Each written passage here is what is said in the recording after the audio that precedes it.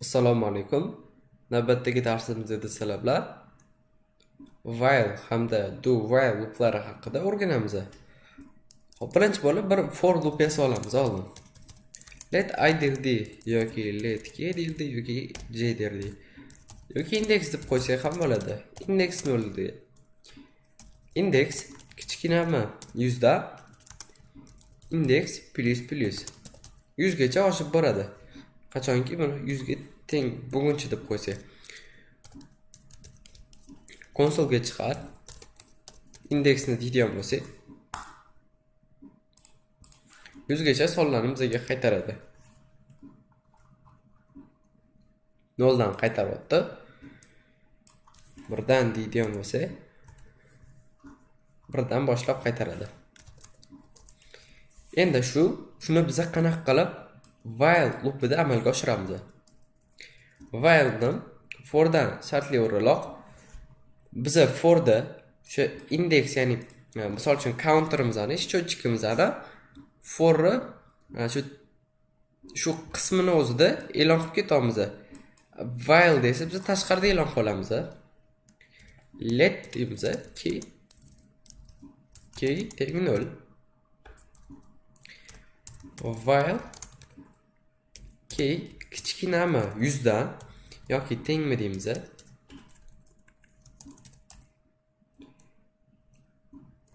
Console log k va oxirida o'zimizni ishni bajarib k plus qilib qo'yamiz. Ya'ni k qiymatini 1 ga oshiramiz. Shunda keyingi safar 1 bo'ladi. Keyin bu yoqqa 1 keladi. 1 100 dan kichkinami deydi. Bu yerdan true qaytadi, yana ishlaydi. Keyin 2 bo'ladi va hokazo. Va 100 bo'ladi. 100 dan kichkina yoki tengmi deydi.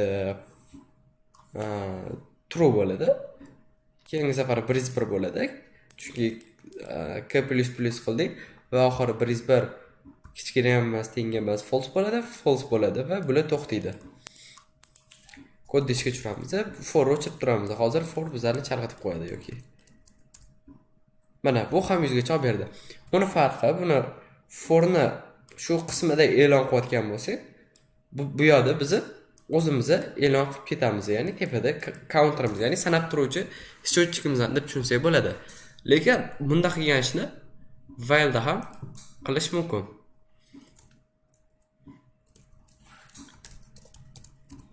Mantig'i bir xil, faqat bunda counterimizni tashqarida e'lon qilib, har bir ish bajarilgandan keyin unda plus qilib ketamiz. Endi do while ni ko'radigan bo'lsak, u qanaqa bo'ladi?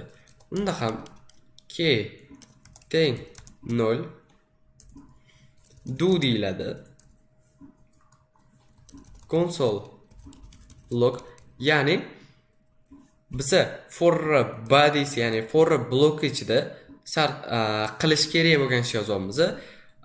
While ni blokini ichida qilish kerak bo'lgan ish yozamiz. Endi do while da biza do blokini ichida nima ish qilishini yozib ketamiz.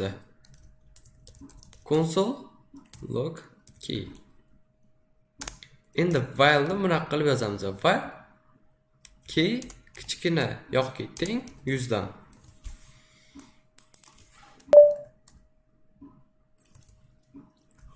Xo'p. Kega k plus qilib ketish isdan chiqibdi. Birinchi safar keladi. Buni hozir farqini sezgan bo'lishingiz mumkin. Bizda birinchi while dagi shartli ishlaydi. Forda misol uchun index qaraydi, index kichkinami 100 dan deydi. Va qachonki kichkina bo'ladigan bo'lsa bu ishlaydi. Keyingi safar bu mana odatiy while'imizda ham k kichkinami 100 dan deb solishtiradi va kichkina bo'lsa bu ishlaydi. Bunda esa birinchi do ishlab ketadi va keyinchalik uni tekshiramiz. Ya'ni hozir farqini ko'ramiz yana. Mana 100 gacha do while da ham chiqarib oldik. Birinchi safar konsolga chiqaradi va shartni keyin qo'yamiz biz. Bunda qanaqa bo'ladi? Xo'p. birinchi bo'lib bularni farqini ko'rish uchun biz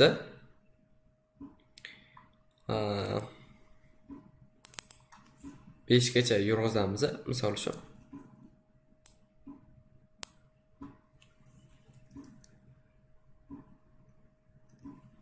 Keyin 6 deb qo'yamiz.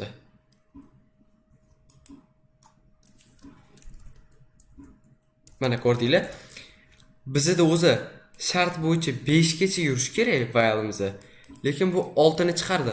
Sababi bu birinchi mattasida 6 bo'ladi. Du ishlab ketadi. Birinchi shart emas, bizda kod ishlab turib kelgan shart ishlaydi. Keyinchalik faylimiz shu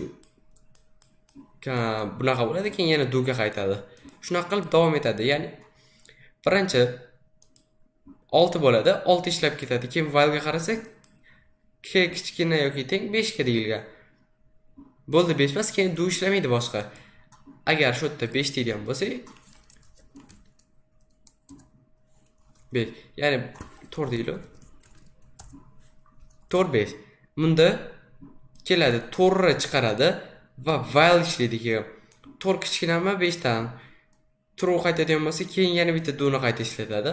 Shunaqa qilib davom etadi. Bularimizni esa birinchi bo'lib keyingi qiymatini tekshiradi. Agar bu yerda sirazu do ishlab turib keyin qiymat tekshiryapti, keyin qiymat to'g'ri bo'lsa, birinchi martasida do o'zi ishlab ketadi.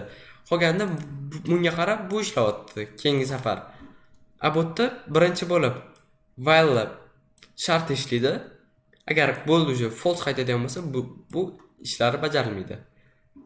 Demak biz sizlar bilan for, while, do, while'larni farqini ko'rdik. E'tiboringiz uchun rahmat.